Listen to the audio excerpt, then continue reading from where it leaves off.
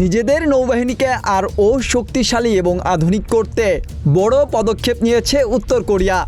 সম্প্রতি দেশটি চো হাই-ওন নামে একটি নতুন মাল্টিপারপাস বা বহুমুখী ডেস্ট্রিয়ার কমিশন করেছে। উত্তর কোরীয় নেতা কিম জং উন এই ঘটনাকে নৌবাহিনীর জন্য এক নতুন যুগের সূচনা হিসেবে অভিহিত করেছেন। মঙ্গলবার উত্তর কোরিয়ার নামপো বন্দরে এক জাঁকজমকপূর্ণ অনুষ্ঠানের মাধ্যমে নৌবাহিনীতে যুক্ত হয় নতুন যুদ্ধজাহাজ চো হাই-ওন। ৫,০০০ টন ক্লাসের এই যুদ্ধজাহাজটি গত বছরের এপ্রিলে লঞ্চ করা হয়েছিল এবং প্রায় ১ বছর ধরে এর বিভিন্ন অপারেশনাল পরীক্ষা চালানো হয়। কিম জং উন বলেন, আমাদের নৌবাহিনী এখন কৌশলগত উপায়ে সজ্জিত একটি সামরিক শাখায় পরিণত হচ্ছে।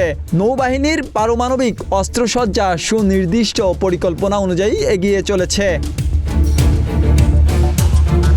কমিশনিং অনুষ্ঠানে দেওয়া ভাষণে কিম জং উন জানান, এই ডেস্ট্রিয়ারটি দেশের সামুদ্রিক প্রতিরক্ষা সক্ষমতা বাড়াতে একটি গুরুত্বপূর্ণ পদক্ষেপ। তিনি স্বীকার করেন, উত্তর কোরিয়ার অন্যান্য সামরিক শাখার তুলনায় নৌবাহিনী দীর্ঘদিন পিছিয়ে ছিল, তবে এখন থেকেই সেই অবস্থার আমূল পরিবর্তন ঘটবে।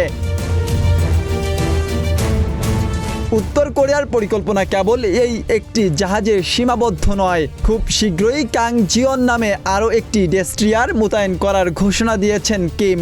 এছাড়া আগামী কয়েক বছরের মধ্যে ১০,০০০ টন ক্লাসের বিশাল স্ট্র্যাটেজিক যুদ্ধজাহাজ তৈরির কাজও শুরু হবে। এই বিশাল নৌবহরকে জায়গা দিতে নতুন নৌঘাঁটি তৈরির অনুমোদনও দিয়েছে ক্ষমতাসীন ওয়ার্কার্স পার্টি।